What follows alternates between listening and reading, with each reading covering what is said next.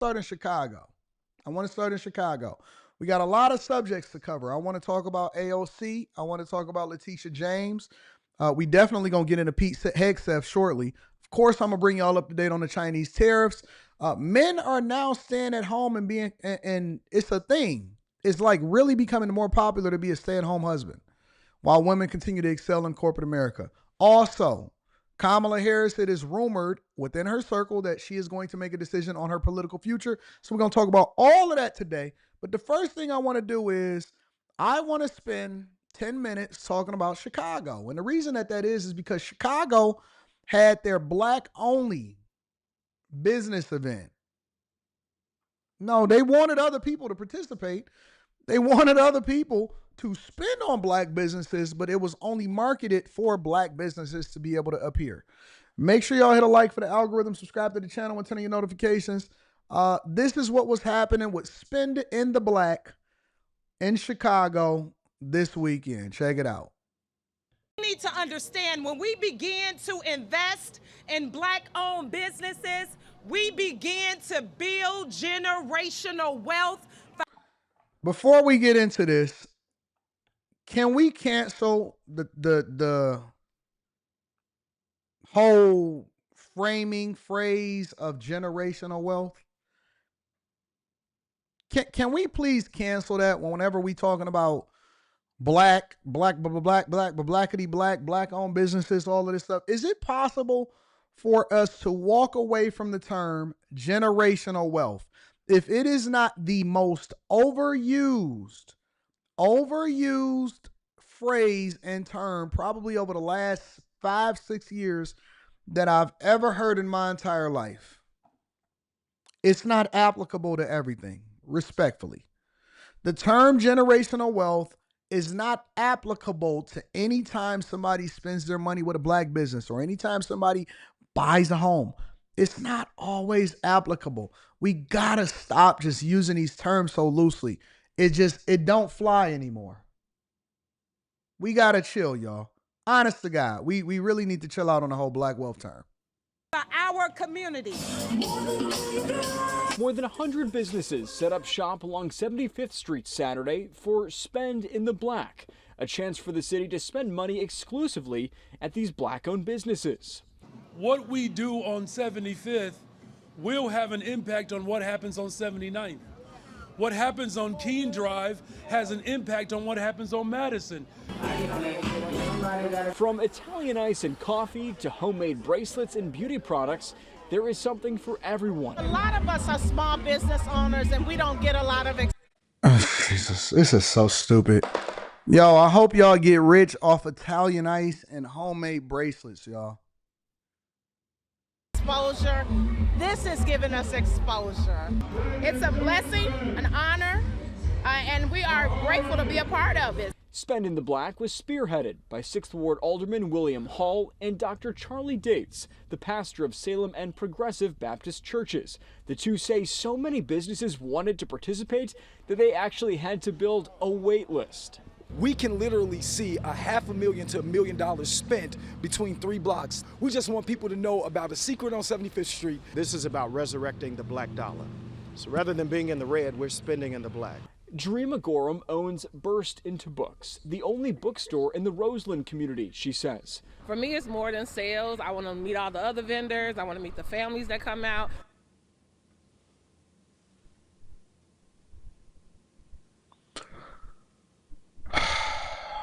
Let's continue. I'm going to save my commentary. We're going to continue.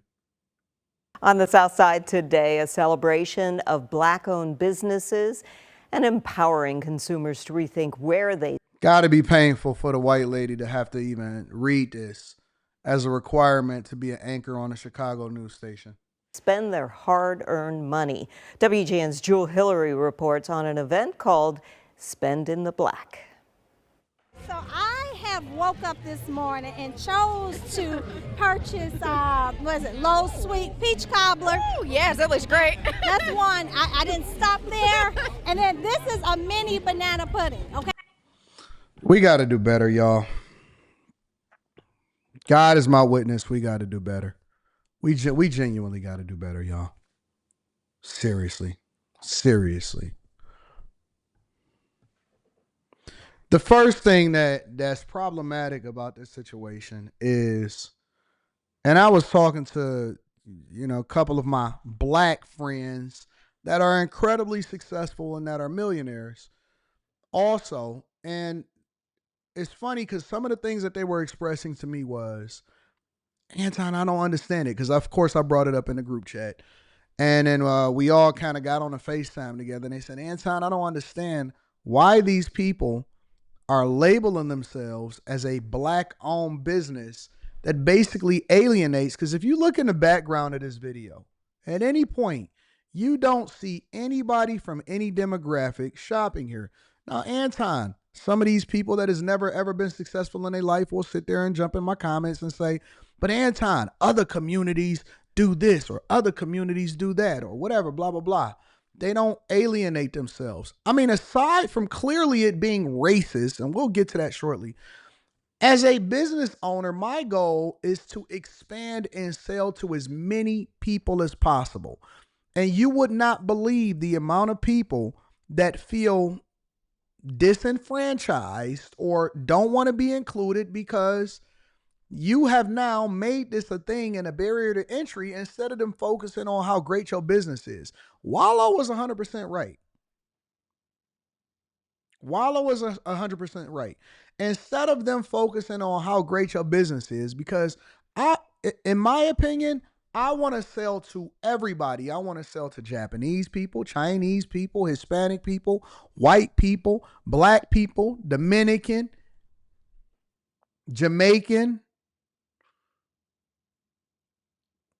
I want to put my product in the hands of as many people as possible. Why would I alienate them and say, oh, no, only black businesses to come over here?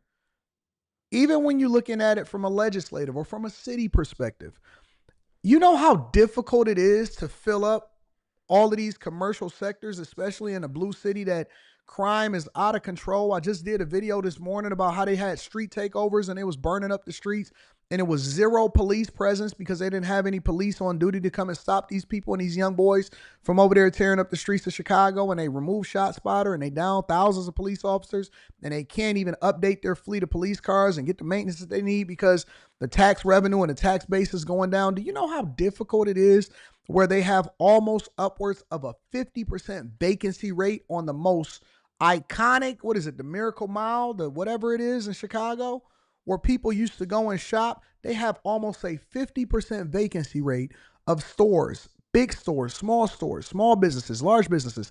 You know how difficult it is to get people to open up and actually participate economically in your space when you've only alienated them and you tell them that they are not welcome, quote unquote. Hey, you can come and spend your money here, but you can't necessarily come over here and be like us. They not like us. They not like us. Playing Kendrick Lamar in the background. And then you think that you're going to thrive off of selling a banana pudding and shaved ice cream? Why would you limit yourself? The Magnificent Mile, is that what it is? Shaved ice cream? That's what you got? That's what's up.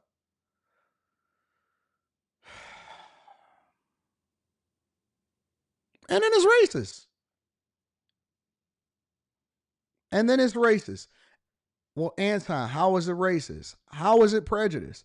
Well, if you had a white business or a conglomerate of white businesses say, hey, listen, we want you to come and bring your black dollar and your Asian dollar and all of that over to this area and make sure that you take care of it and make sure you run it up on these white businesses. But this is a white business by white. Spending the white. This is a spending the white. Anything, this is the word of God. And this is how I live my life. And so y'all can obviously dispute it or say what you want to say. But anything that I wouldn't want done to me, I wouldn't do to other people. It's that simple. Anything that I wouldn't do unto somebody else, I wouldn't want it done to me. If we had a white only event, ooh, y'all would go ahead and create the memes, have the KKK symbol on it, put the Confederate flag all over it, and be trying to boycott it. All Target did was say, hey, we removing diversity, equity, and inclusion. It doesn't mean that we're going to get rid of any of the people that's our vendors, but we just want to make sure that we got the best people and we had the best vendors here. And y'all was up there showing y'all black tail. Showing your tail. It was people that didn't even have enough money to go and shop and buy some of the stuff that they was buying in Target in the first place. You up there with Klarna. And they would go and fill up whole baskets and leave them at the register and say to the cashiers, see, ain't y'all a diversity? You know what? Y'all got rid of diversity, equity, and inclusion and leave it all out there. It's like the cashier is the CEO or is a part of the board. So, okay, now they can get some overtime putting the products back on the shelf. I don't think that the cashier really cared like that. Jay Deshawn says it's still whites only in some places, OG, because you decide that you don't want to move there, and that's cool. And guess what? White businesses fail too. White people are poor too. Y'all keep comparing yourself to a social construct that is given to you so that it keeps you poor. When you work with other people in general, guess what? You thrive. You don't think that as white businesses failing just as much as this Hispanic business is failing? Businesses fail every day, B. Some of the poorest places in the country is all white. That's a fact. Some of the poorest places in the United States of America. Go in them backwoods in Arkansas with them white-only businesses and see what it is.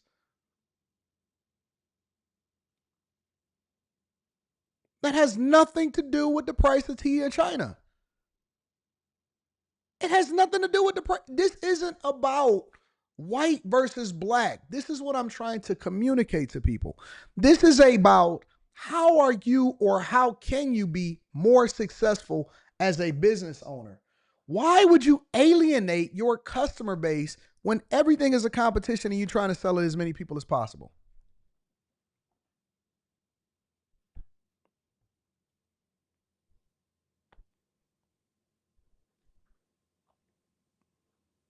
It's not race.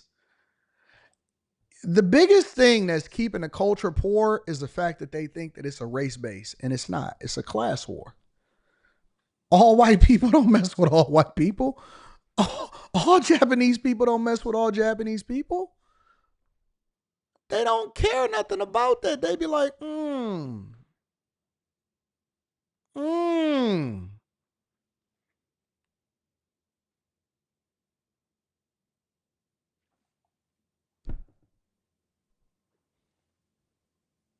Let's see how much more banana pudding that we can buy.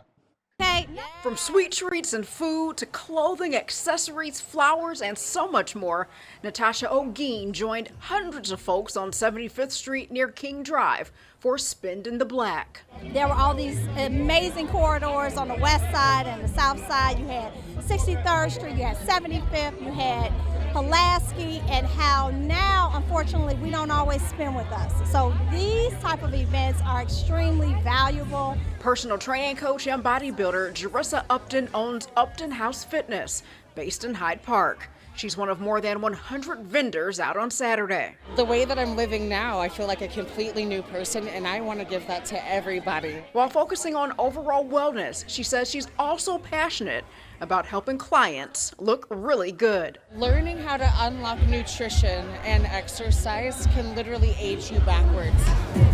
6th Ward Alderman William Hall and Dr. Charlie Dates, senior pastor of Progressive Baptist and Salem Baptist churches, helped spearhead Saturday's event. The hope is for Spend in the Black to have a lasting impact, ultimately pouring a significant amount of money back into the local black economy. When you add up all of these businesses, this is a whole different tax bracket. And so SSAs, tip dollars are formed with businesses. And so I believe that right now what we need to do is use our money in a micro way.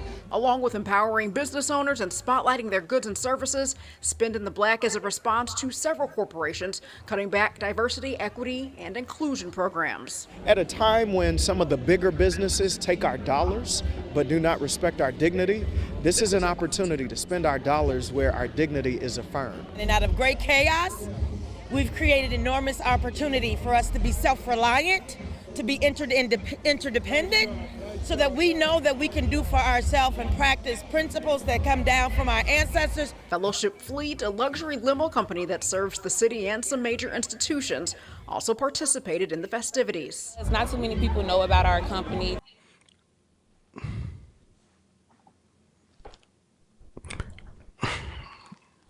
Why I gotta be the one to say it? Why do I have to be the one to say the quiet part out loud?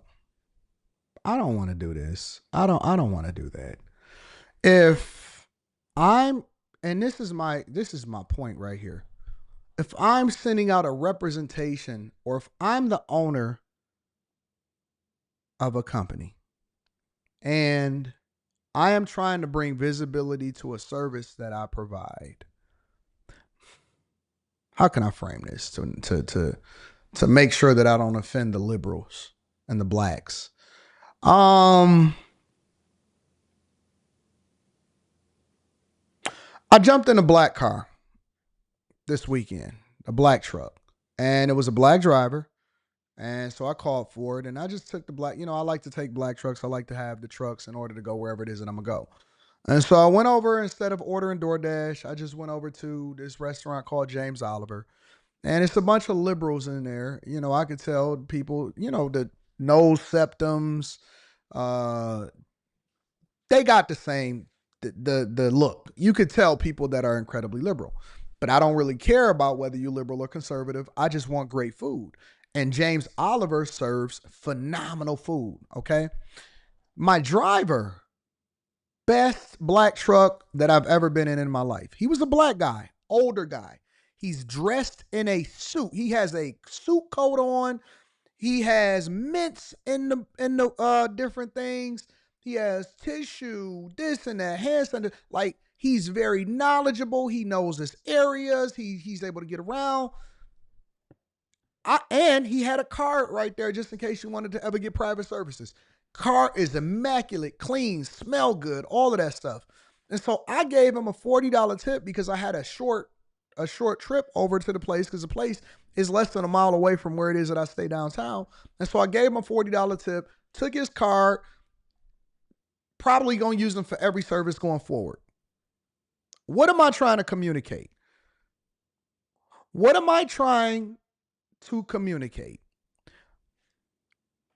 How you look, how you market yourself, your service, all of this stuff matters. So if this person who owns a luxury, let me replay it again for y'all in the back, because we got to do better. We just got to do better. Our ancestors. Fellowship Fleet, a luxury limo company that serves the city and some major institutions. A luxury limo company. Are we all on the same page? Because I'm not going to say it the way that I would usually say it. I'm going to change my image. I'm going to change my image.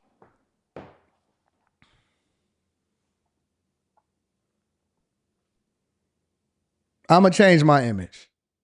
Do I have to say it or do I not want to say it? Let me go ahead and get the rest of this out. Also participated in the festivities. Not too many people know about our company. You know, they a fly don't girl. think that black is luxurious, but there's no opportunity where black is not luxurious. Everywhere we show up, we are excellence. Throughout spending the black. So, anyways, I think that's enough here. Just wanted to keep y'all up to date on what's going on from a business perspective over in Chicago. Make sure you guys hit a like for the algorithm, subscribe to the channel, and turn on your notifications. Let me read some of these super chats. And then we gonna go ahead and are we resonating here? Are we all on the same page? Okay. I go to James Oliver all the time. I can't go to James Oliver right now, to be honest with you, because they got me on a diet. They said, Anton, you gonna have to get it together. Listen, my people is kicking my A. Kicking my A. They got me working out. They got me on a water-based, plant-based, caloric deficit. Kicking my... So, James Oliver, y'all are a great, great restaurant. Even though y'all super liberal over there, I love y'all food. It's awesome. But for the next couple months, the next few months, they said that I can't go to James Oliver because I got to eliminate the carbs, prevent the sugar, all of this stuff. They said say, Anton, we gonna own you. They hold me accountable. This is the type of people I need around me. They kick in my head. Oh, yeah.